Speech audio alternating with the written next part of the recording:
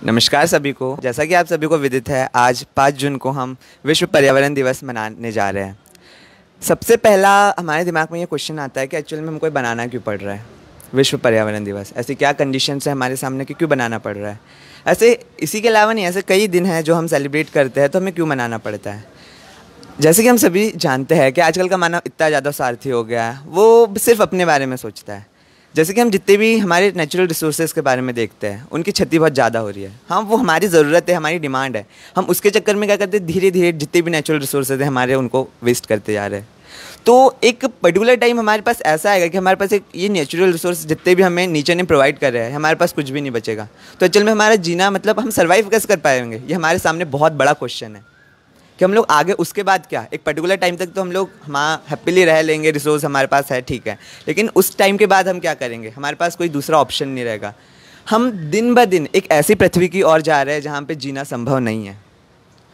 इसीलिए आज जो इनिशिएटिव जो 1972 में यहाँ पे प्रस्ताव पारित किया गया था यूएन द्वारा कि नेक्स्ट डे 1973 से, मतलब सबसे first world environment day celebrate किया गया था कि इसी उनका मेन कॉन्सेप्ट यही था कि मतलब हम लोग को अपनी पृथ्वी को बचाना है, क्योंकि अब धीरे धीरे खतरे की ओर बढ़ रहे हैं हम लोग।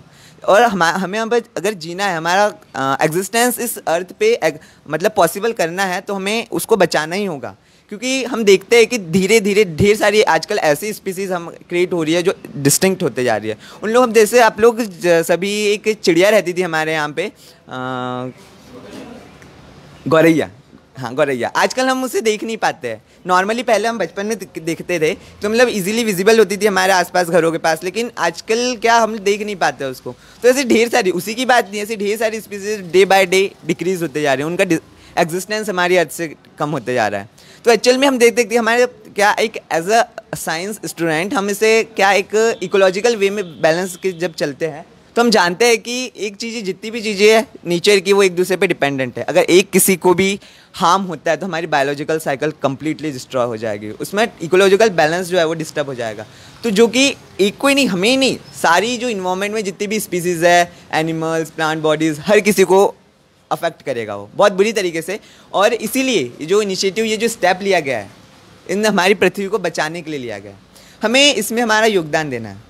अब ये नहीं कि मैंने बोल दिया तो आप लोग करने लगे, ये वो नहीं। आप लोग को कुछ ना कुछ पहले, मुझे भी अगर मैं जब बोल रहा हूँ तो मुझे पहला एक छोटा सा कदम लेना पड़ेगा। जैसे कि हम लोगों ने अभी पौधारोपण करने वाले हम लोग हमारे यहाँ पे, पहले भी जितने भी ऐसे, मतलब हम लोग नॉर्मली पौधारोपण करने का यही मतलब नहीं कि आप लोगों ने पौधारोपण कर दिया बस, उसकी देखभाल भी करनी होगी। जब तक वो पौधा बड़ा नहीं होता, उसको आप लोग को उसके साथ में मतलब अपनी केयर करनी पड़ेगी, बच्चे की तरह उसकी केयर करो।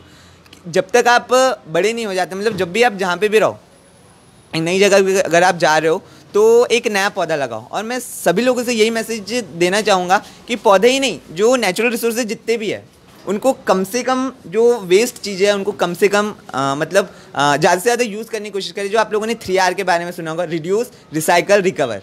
रिड्यूस, रिसाइकल, रिकवर, ये हमें अपनी लाइफ में इंप्लीमेंट करना है। और सपोज जैसे वेस्ट वाटर अपने घरों से निकलता है नहाने वगैरह के बाद, तो अपन क्या नॉर्मली ऐसे छोड़ देते हैं। तो मैं, जैसे कि मेरे घर पे क्या होता है, एक गार्डन बनाया है मैंने, तो जो वेस्ट वाटर निकलता है तो मेरे गार्डन में चला जाता है, तो वहाँ पे पानी वगैरह की डालने की ज़रूरत नहीं पड़ती है। उसी टाइप से जो अपने घरों से कचरा निकलता है, जो वेस्ट वगैरह, सब्जियों का छिलका वगैरह निकलता है, उसको हम नॉर्मली ऐसे क्या, हम लोग क्या करते हैं, एक बाड़ी है हमारे यहाँ पे, तो वहाँ पे फेंक दिया जाता है। उसी के साथ गोबर भी रहता है, तो बहुत अच्छा एज अ कंपोस्ट वो काम करता है। और मैन्यूर, जो कि हम फर्टिलाइजर्स वगैरह यूज़ कर रहे हैं, जो कि बहुत हार्मफुल है और नॉन बायोडिग्रेडेबल है, तो वो हमारे उसकी जगह पे हम लोग क्या, मैन्यूर, जो ऑर्गेनिक मैन्यूर है वो यूज़ कर रहे हैं।